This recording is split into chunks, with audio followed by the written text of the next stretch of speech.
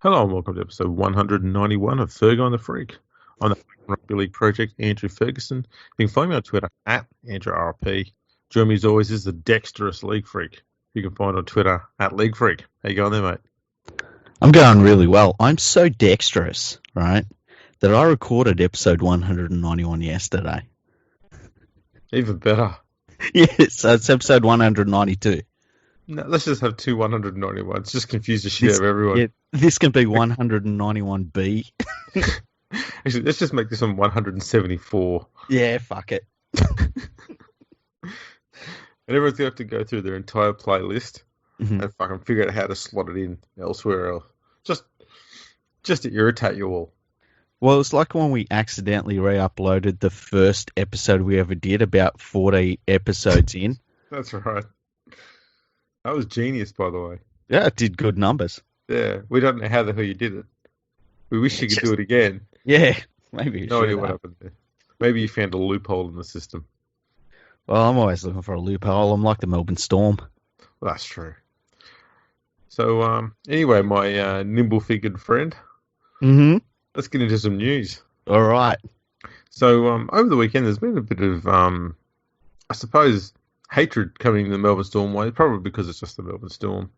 But Craig Bellamy and Cameron Smith went into the Warriors dressing room after they absolutely smashed the shit out of them, 50-6, I think it was. Yep. And I think it was just to give them thanks and praise and show respect for, those guys choosing to stay in Australia and sacrificing so much for the game to go ahead. Do you think they should have done it? Well, I think it's a really nice gesture, and I think that Cameron Smith is probably the player in the whole league that could do that.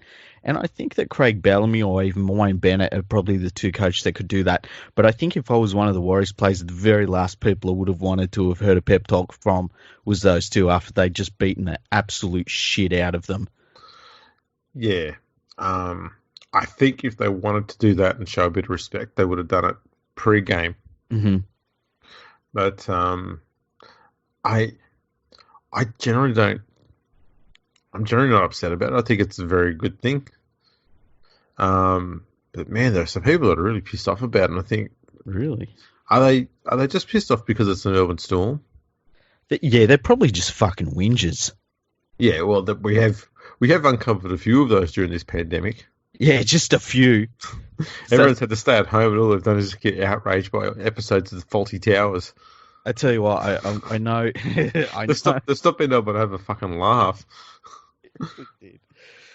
Listen, hey, I read a story about a sheep called Barbla, and it needs to go. They wanted its wool, and I think I know why they wanted its wool. Right. We won't go into that one. But yeah, I think it's just people that are. You're right. It's fucking bored people. Yeah, that's the problem that's going on everywhere. Everyone's bored. Yep, pretty much. So they're just getting angry. Yeah, I know that's what I do when I'm bored. I watch porn. Well, I didn't say I didn't watch porn, but I get angry while I'm doing it.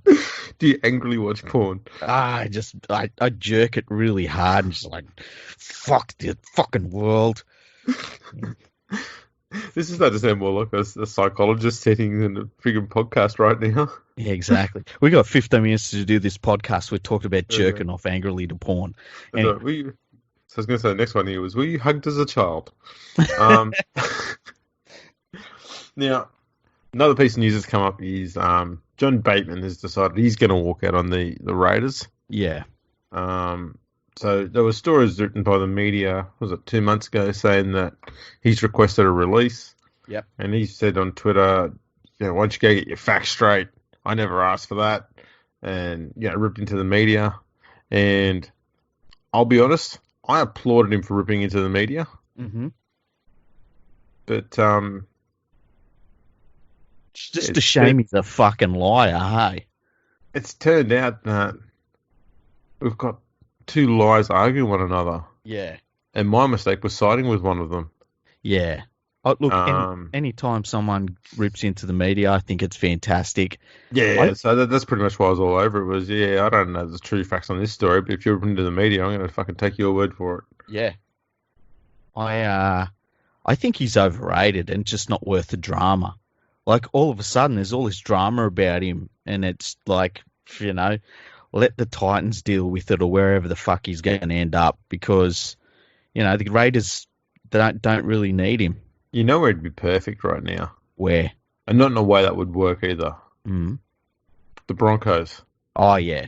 Because Anthony Seibold, we've seen him under pressure this year, and all he does is he moves players around into different positions. And Bateman is capable of playing in the centres, in the back row. He can play probably a bit of 5'8", bit of hooker. He's not good at any of them, but, you can play all those positions. And so he's perfect for a Seibold camp. That's a good point. Seibold's starting to remind me a bit of Tim Sheen's under pressure. Let's just move everyone around, but don't actually sack anyone. I love the way that he's like, all right, team's absolutely terrible. I'm going to drop a winger. Yeah, that's right. Because there's a problem. Yeah. Man, last weekend was so weird. It really was. It was a weird round of footy. There was all these stories going about the young fullback, Tessie Newey, and all we heard about from the commentators and in the media was how he was the next Darren Lockyer. Mm-hmm. And he proceeded to go out and have an absolute dog of a game, dropping balls and getting out of position for a lot of plays and not being in the right spot for kicks and stuff. And then he got hooked. How many fullbacks have been hooked before a game ends? I'm trying to think. Damn. I'm sure there has been, but to be fair, he did look a lot like Darren Lockyer to me. But Darren Lockyer is 39 years old now, so. And hasn't played for 6 years or something. Yeah. 7 years. Actually, to be fair, I reckon Lockyer would probably do a better job than what he did. He was bad, that kid. And I don't think he's a bad player. I just think, he just had an absolute shocking game. For sure. And, you look at the team that he's playing behind, it must have rattled him just watching them play so garbage. Yeah. But, I did make the comment that, he was talked up as the next Darren Lockyer, and at half time he'd been completely outplayed by a winger who was filling at fullback for the Titans in Corey Thompson. Yeah. It's a good point. Apparently Bateman is looking at offers from a few NRL clubs and another one overseas back at Wigan, I think. Problem I've got is I don't think Wigan's going to be able to afford him in their cap. Yeah, but I don't think Wigan ever worries about that sort of stuff. The salary cap over there is just so ridiculously stretchy for the top teams. Fluid. Fluid is a good word. I think that if they want him, he should go back to Wigan. Look, if he really is homesick, go to Wigan. Just see you later. I reckon if he's going back to Wigan, he's going to have to take a massive pay cut, and I don't think that's what he wants to do. Yeah. I think this whole quitting Canberra thing is possibly motivated by money. Oh, and yeah. He's not going to get it going back to England. I just feel sorry for the team that does throw money at him if it's an NRL club, because they're just picking up the drama. And I just don't like drama. I think players that surround themselves with drama and bullshit, you don't want them at your club. No. That's why it'd be good at the Broncos. Yeah, that would be entertaining, wouldn't it? Yeah, John, get in touch with Siebes and say, mate, do you need another test player in your side? I can deliver. Speaking of the Broncos, Wayne Bennett has been laying into them. Now, what's Bennett said? Because I haven't seen this today. Okay, well, he's been as we know, he's been quiet about talking about the club. Mm-hmm. Other than quietly smiling every time South win and his side doesn't. Yeah. And he's had permanent, space inside Seibold's head for the last 18 months. Yeah, he should be paying rent. He's actually the head of the body corporate in Seibold's head. This is right. So there's been some assertions made, I think probably from Queenslanders and maybe some people within the Broncos club. Mm-hmm. That part of the issues the Broncos are facing at the moment because of what happened when Bennett was club. Which, if true, is the Broncos' own fault, because if they can't recall, they were the ones who pushed Bennett out of the club before his time was up there in order to get Seabold to the club. So that's entirely on them, not on Bennett. Yeah, and the thing is too, like they've got a board and a CEO, and their job isn't just to say yes, yes, yes, yes, yes. You know, at some point they're responsible for the contracts that are signed, the players that come and go. And, you know, Bennett's gone. He's at Souths. He's been at Souths for more than a year now. Like, if they're seriously going to whinge about what Wayne Bennett did while he was there, and look at the team. I mean, it's not like they're short of talent there at the Broncos. Like, it's just not Wayne Bennett's fault. And I said it was Wayne Bennett's fault at Newcastle when Newcastle fell apart when he left. What's happening at the Broncos has nothing to do with Wayne Bennett. No, nothing at all. So here's some... Let me just say, there's a revelation here because I'm reading quotes from a Fox Sports article. Oh, wow. Yeah. That's crazy. They're trying something new, huh? Yeah. It's pretty... Yeah. I'm a bit lost for words. I'll just go on. So here's some quotes by Wayne Bennett. It was my intention to remain silent, but if the Brisbane chairman or any other person at the Broncos wants to make false assertions, I will set the record straight.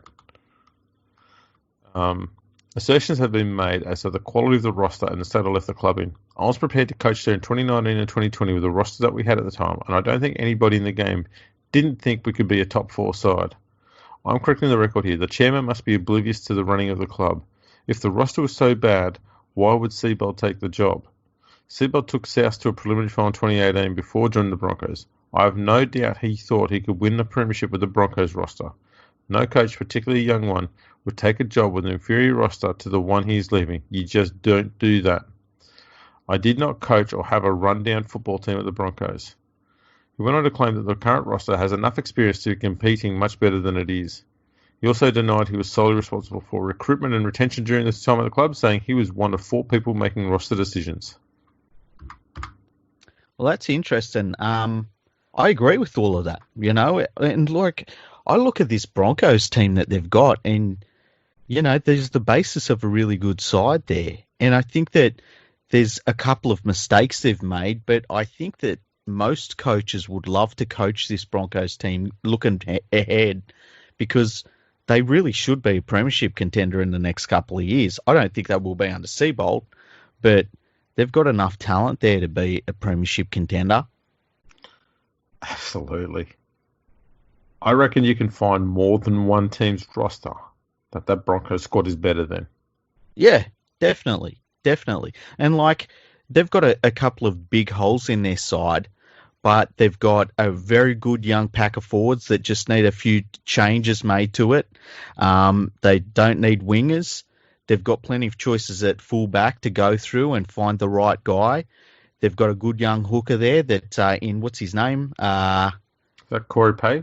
No, he come on in the second half. Oh, Tom Dearden? That's it. Yeah, he's very good. Brodie Croft, they've got Milford in the halves. They've got heaps going for them. It's just a case of getting the right coach in there and someone with a plan. And a clue. Yeah, and no drama. Lots of drama. Finally, there's... I love this one. So, Benji's future is apparently up in the air at the moment because he hasn't been named in the Tiger squad for 3 weeks now. Yeah. So, essentially what's happened is Coach Michael Maguire got a bit upset with Benji's piss-poor defence a few weeks back and said, you know what, I'm going to drop you. Mm-hmm. You go work on that shit. That's all that happened. Yep. But the media's gone, oh, Benji's been dropped. Oh, he's probably going to retire or leave the club. And they've just speculated and they've built up hype within themselves to create a story that never existed. Mm-hmm. So Benji went on to NRL 360 tonight to set the record straight. And he's pretty much just said, I've got no plans on leaving the club. I was told that my defence was garbage and I had to go and work on it. And if anyone knows me, they know that I don't sit there and sook when I get dropped. I work my ass off and get back into the team, and I'll be back in the side before the end of the year. Yep. That's always been the way Benji looks at it, because He's old school, and he believes in hard work. He's not a quitter. And I think that Maguire knew that, and we talked about it. Mm-hmm. He knew he could drop Benji. There's plenty of players you wouldn't be able to drop, especially at that point in his career. And Benji's taken it like a champ. And that's what Maguire wants, or every other young player in that side to see, is when you get dropped, this is how you respond. Mm-hmm. You work your ass off and you get back in the side. If a legend like Benji can do it, everybody else can do it. That's how you become a legend. Yep. So yeah, he set the record straight. Had to chat about a few other things. The funny thing was, at the end of the interview, and this is on NRL 360 with Ben Ikin, Paul Crawley, and Paul Kent. So the trio of minds. The meeting of the mind, as you would say. Oh man! At the end of the interview, Benji says goodbye. They all have a little chat, and then Paul Crawley asks Kent and Ikin, "What's Benji's plans for next year?" And I was like, "He was just there, you fucking idiot. You could have just fucking asked him, like literally right there. You could have just said, "What are your plans for next year, Benji?" You go, "No, I'm going to sit here on my hands and say fucking nothing." God, he's a useless fucking dopey bastard. That's incredible. That just shows how modern journalists work, eh? Like, they won't ask a question. They'll just make it up afterwards. Yeah, just speculate instead. Yeah. I mean, he was right there, physically. Like, you could see him. You were talking to him. Nah. The other one that was funny is, going back to that Smith and Bellamy story, Danny Widley interviewed Craig Bellamy, over the phone. Mm-hmm. Craig Bellamy's had the decency to go into one of his rooms and do the interview there. Mm-hmm. Widley's just in his car. Oh, really? Mate, come on, Danny, make a fucking effort. Isn't it weird how all the media people don't know how to have good audio? Like, you and me worked out pretty quickly how to sort our audio out, and yet you can still see it's been months now, and these people still don't know how to sort out audio. No. And cameras, man, they struggle with cameras. Oh, yeah. It's crazy. Given how much they love hearing themselves, you'd think they'd be pretty good at seeing themselves and good with selfies and stuff like that. It's because they're all bloody brain-dead idiots. Because they're old. Yeah, and old as fuck. And they're too busy, like, knocking back schooners at this pub, talking with other people, imaginary people in their heads, trying to pass things past some imaginary pub test. Ooh, the pub test. We haven't had too many pub tests this year. It's a bit disappointing. Oh, it's because you don't listen to DJB. Yeah, that's true. Everything is like, it doesn't pass the pub test.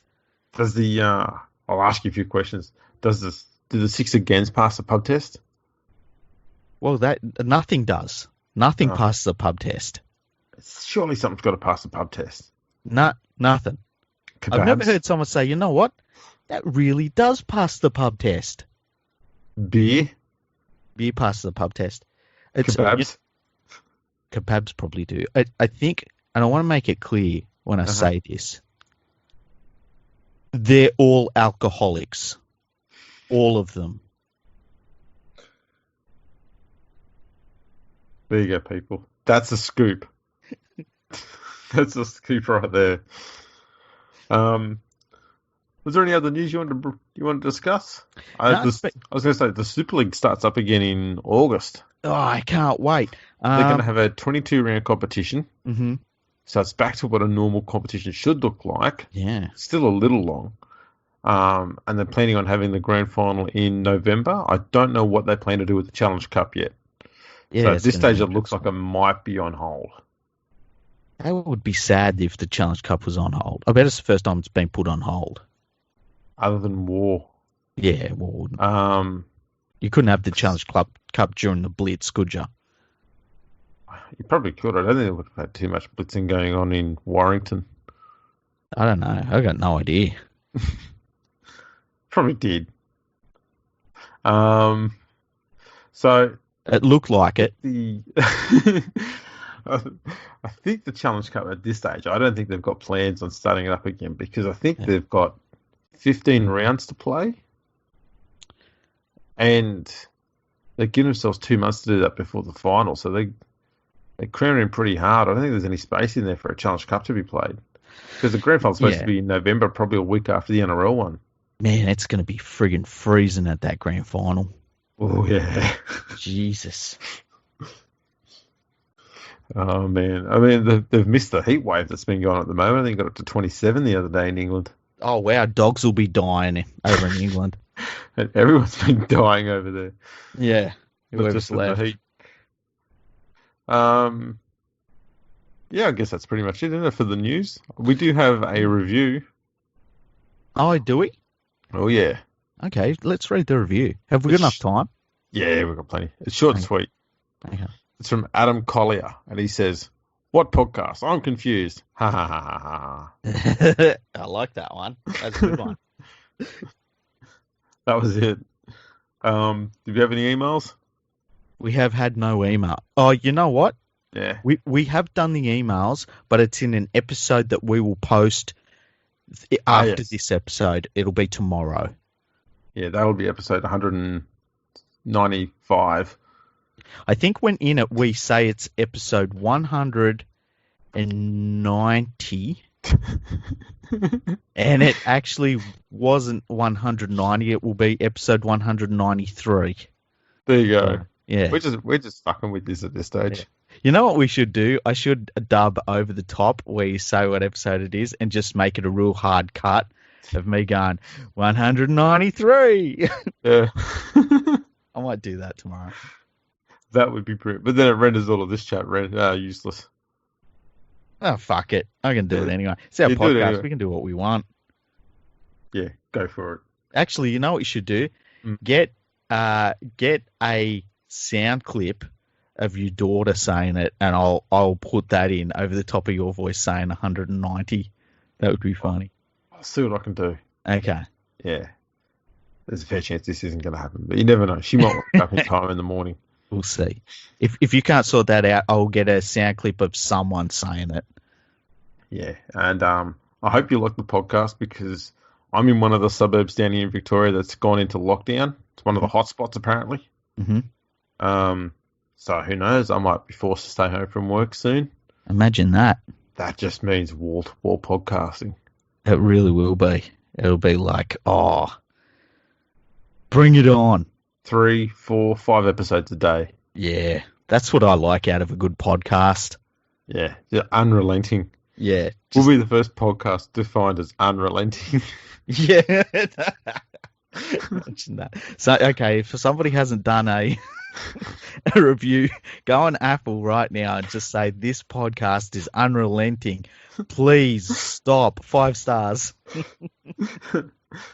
If not stop, at least fucking slow down. Please, come on.